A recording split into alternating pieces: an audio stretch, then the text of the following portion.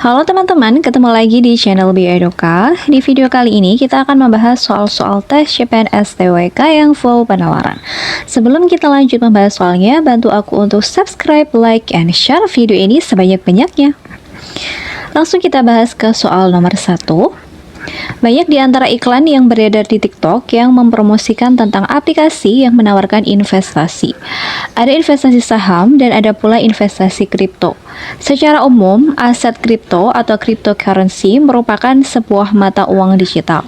Tujuan utama dari cryptocurrency adalah sebagai alat tukar untuk transaksi yang dilakukan secara online.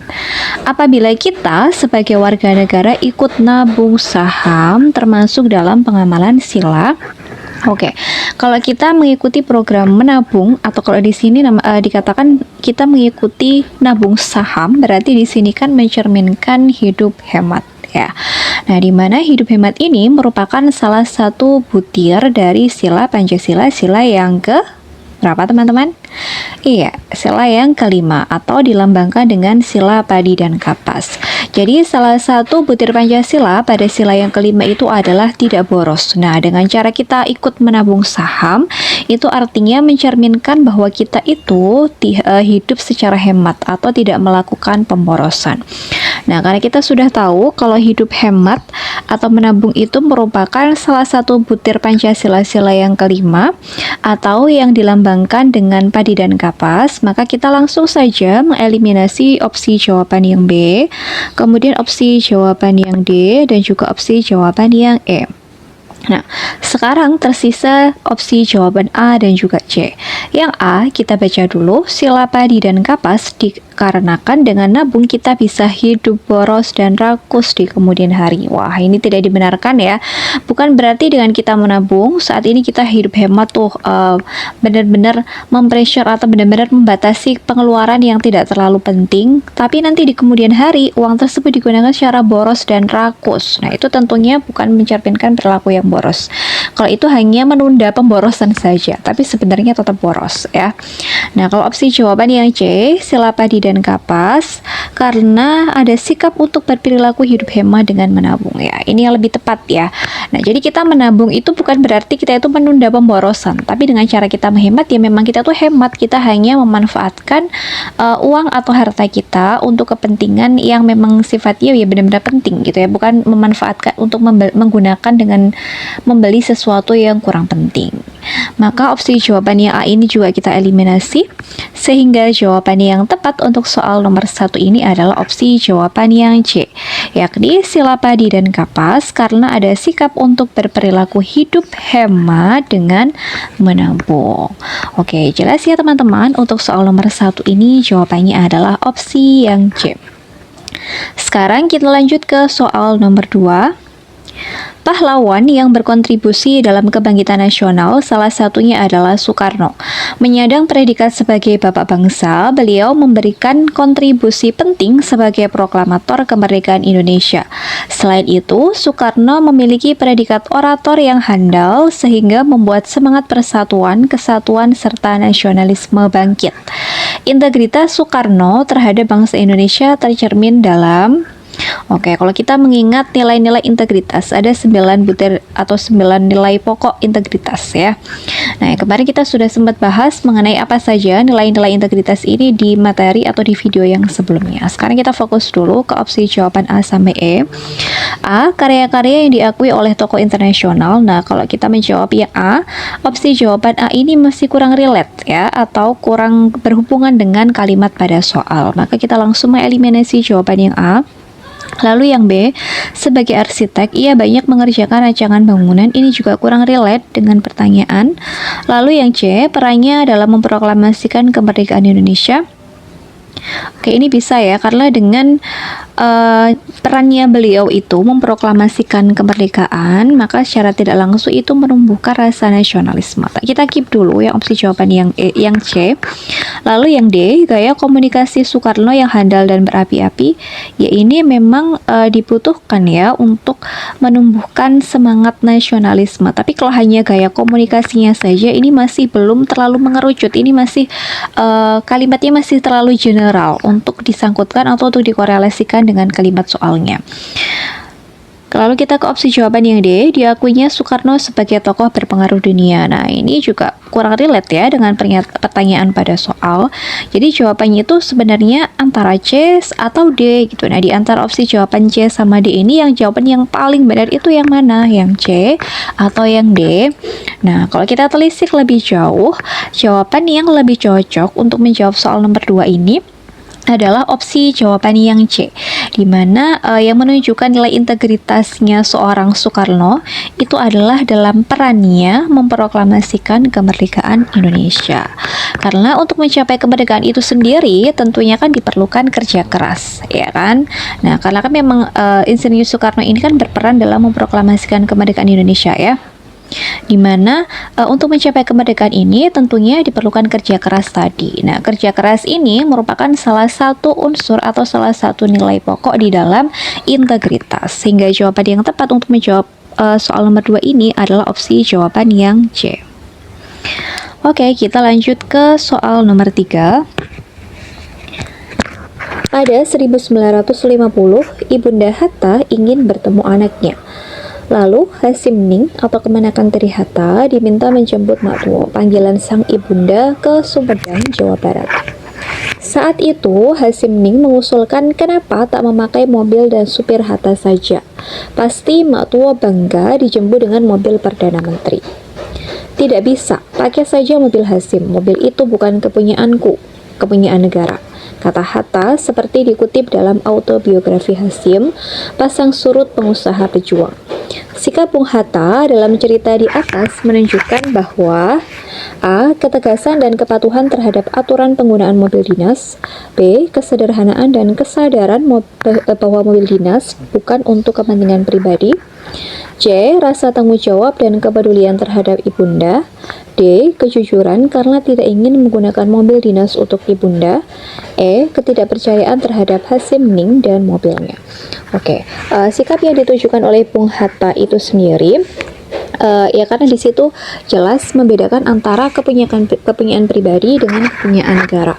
Nah, karena memang mobil dinasnya itu bukanlah kepunyaan pribadi melainkan kepunyaan negara, maka Hatta ini tidak mengizinkan mobil tersebut digunakan untuk menjemput ibundanya. Nah, kira-kira sikap yang dicerminkan oleh Bung Hatta itu yang mana? A. Ketegasan dan kepatuhan terhadap aturan penggunaan mobil dinas itu jelas bukan, jadi kita bisa langsung mengeliminasi.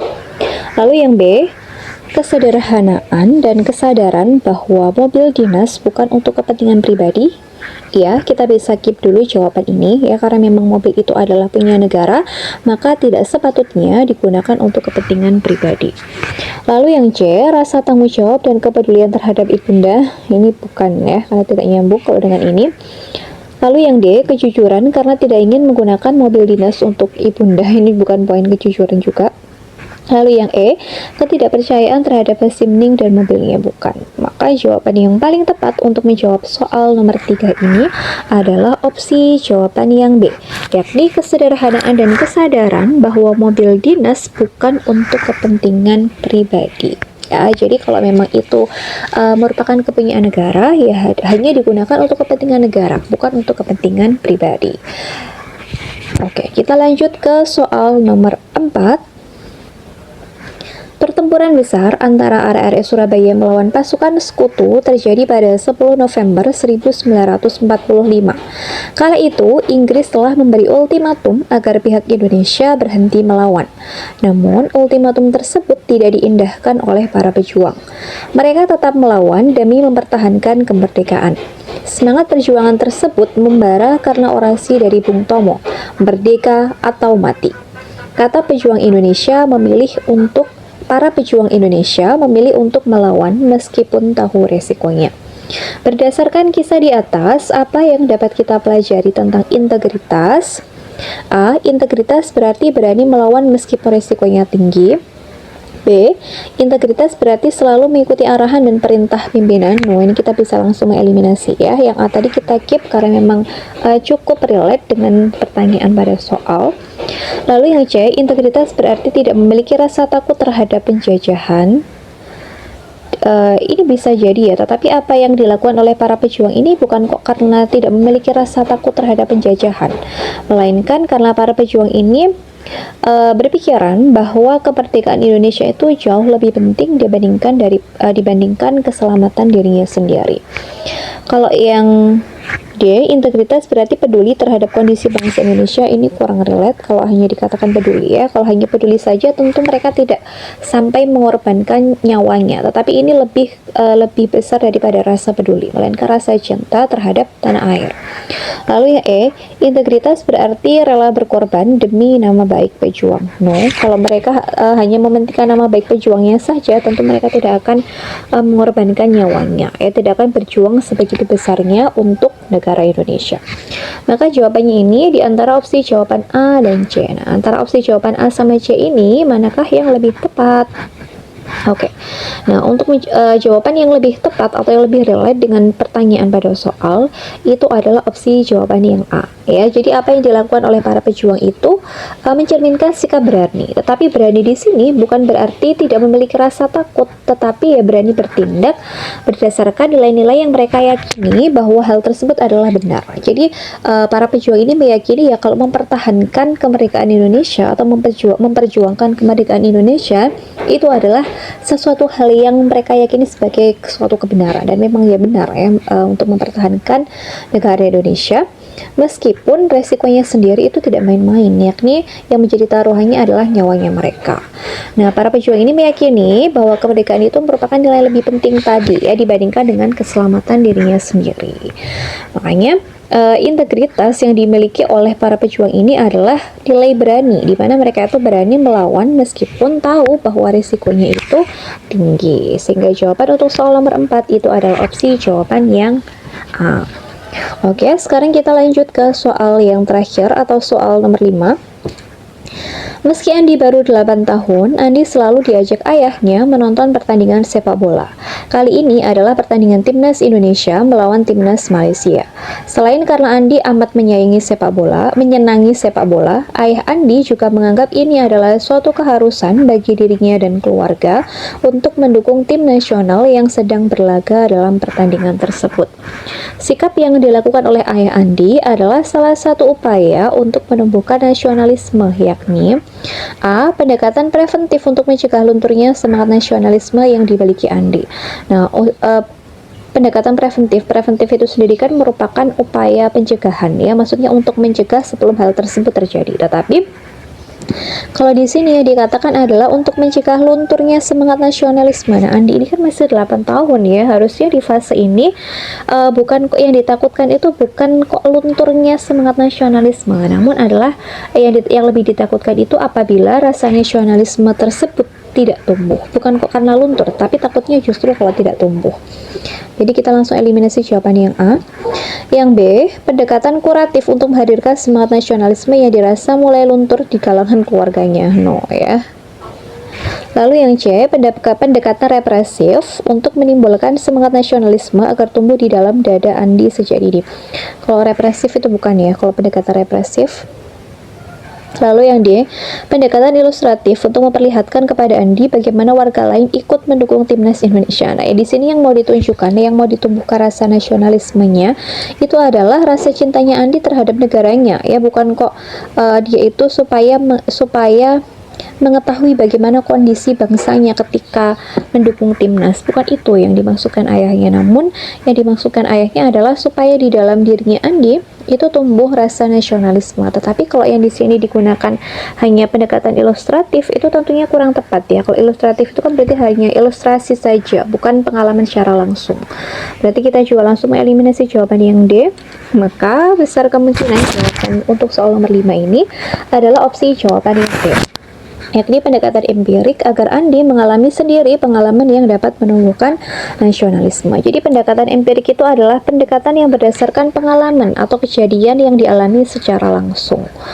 Nah, menggunakan pendekatan empirik ini, karena memungkinkan Andi tadi mengalami secara langsung, maka itu besar kemungkinannya bisa menumbuhkan rasa nasionalisme di dalam diri Andi saat mendukung timnas langsung di medan juang. Ya, maka jawaban yang paling tepat untuk menjawab soal nomor 5 itu adalah opsi jawaban yang E. Oke teman-teman, demikian tadi pembahasan soal-soal tes CPNS TWK yang full penalaran. Semoga penjelasan yang aku berikan bisa dipahami dengan baik oleh teman-teman, serta bermanfaat untuk nantinya menjalankan tes CPNS. Sukses buat kita semua, sampai ketemu di video yang selanjutnya.